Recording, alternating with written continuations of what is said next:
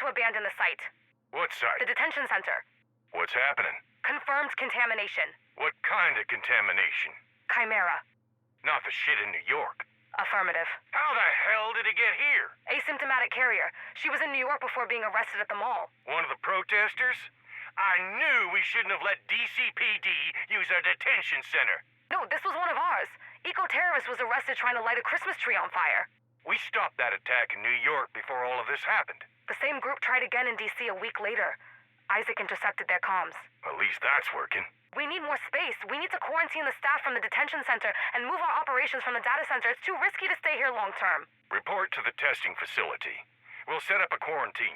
I'll let the teams know. Give me a day to get it all set up. In the meantime, isolate and see if we can find a way to rapid test for infected. We don't need a rapid test. Since when? Isaac can detect viral loads. Well, that's not terrifying. Infected need to be separated. We don't know what the recovery rate is. Infected doesn't mean dying. And we can study the asymptomatic carriers, maybe use their blood to find the vaccine. We could get ahead of this thing. You're a virologist now? No, but Amherst is. The college professor? Yeah, the not a viable threat. He made this. If we can get into his apartment or office, we might be able to reverse engineer this bullshit he created. Sorry, sir. I didn't mean to swear. I'm just very tired. It's fine. We all are. Get everyone packed and ready and bring whatever you need to the facility to continue working on containing this thing. Thank you, sir.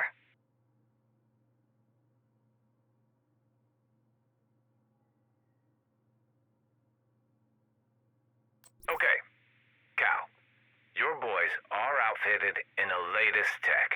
This is a state-of-the-art simulation using augmented reality to provide your operators a realistic combat experience without having to leave the comfort and safety of the facility and protecting your investment from prying eyes.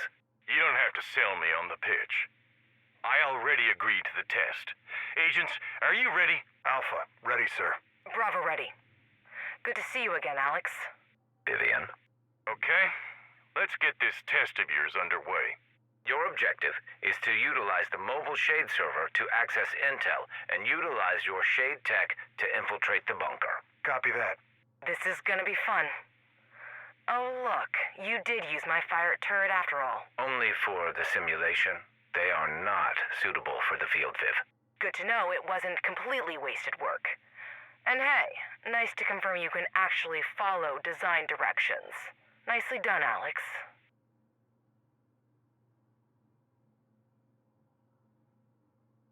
What did he say? That farmers wouldn't have a leather briefcase? Does he want me to make it look like a toolbox instead? No, just make the outside metal and remove the insignia. Have the phoenix on the loading screen. Huh. Those are actually good notes. I thought so too. Might be easier to waterproof, and definitely will be easier to conceal with other metal objects than making a farmer seem like a lawyer. I think we could get him to sign off on production if he could see it in action. A field test to prove the usage. Exactly. In the simulation room or in the field? Simulation is safer. It's easier to control the variables to get the desired outcome. Set it up.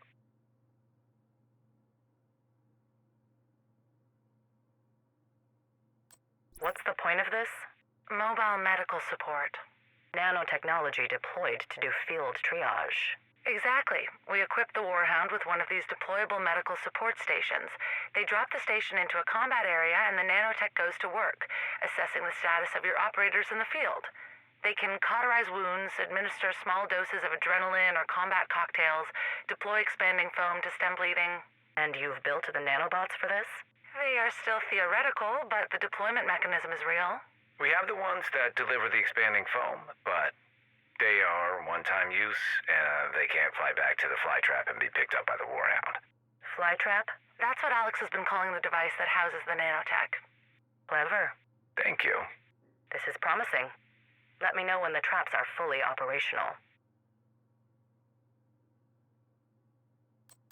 Mobile shade servers have been delivered to all rural outposts, and the next shipment is due to roll off the assembly line next month. They will be installed at central hubs in all major metropolitan areas. You don't think that's overkill? It's a Band-Aid. You can never have enough Band-Aids in a war zone. Are you expecting us to be at war soon? I expect that Nat wouldn't be ordering so many warhounds if she didn't need them. And if she's getting ready for war, we should be too. Understood.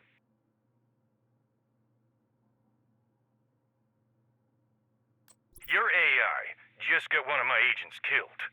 Hello, Cal. Nice to hear your voice. How is New York? Alex, What happened? one of my agents broke into a pharmacy to get painkillers and bandages for a gunshot wound, and your AI marked her rogue, killed her turret, and left her defenseless. I'm sorry to hear that. She should have used a key. I thought your AI was supposed to be smart. My AI is smart. Isaac leaves much to be desired. I can't have my agents left defenseless because Isaac is a Boy Scout. We have a workaround. Then do it. If I allow your agents to have full access to the system, even if they go rogue, you know what this means, right? Yes, Do you also want me to activate Stage 1 of the Hunter Protocol? that's the failsafe. Stage 1 only allows you to activate individuals on a case-by-case basis. If you want them all online, we have to move to Stage 3. I remember individual, regional, national. That's correct. Just do it. This was never supposed to happen. It wasn't, but I'm glad we're ready just in case. You weren't ready. This is a shit show. This is food poisoning. Just stay hydrated and pray this whole thing blows over in a couple of days. I don't need the sales pitch right now, Alex. I need your tech to do its fucking job. Okay, it's done. Rogue agents now have access to their tech, and if one of them becomes a problem, you can activate a hunter to dispatch of said problem. Thank you, Claire. I'm sorry I yelled. This was not where I had planned to be when this all went down. No one expects to be at ground zero. But once you're there, you either adapt or die. Lucky for you, you've got an army to get through before you die. That's not as comforting as you think, Claire. If you need anything else, we'll be in the bunker. At least those systems are working fine. Thank Birdie for the power solutions. The defense systems are really impressive now that the power is stable. The holograms are not working as intended. We need a more stable power source. Cal says he's working on it. I really hope that doesn't mean what I think it means. You knew that we would need to bring in additional funding and consultants. But not him. I can't work with him. I know, but if you want to get the new system into production, we need their help. Cal promised you can work directly with Birdie. You won't have to see Vic at all. I can work with Birdie.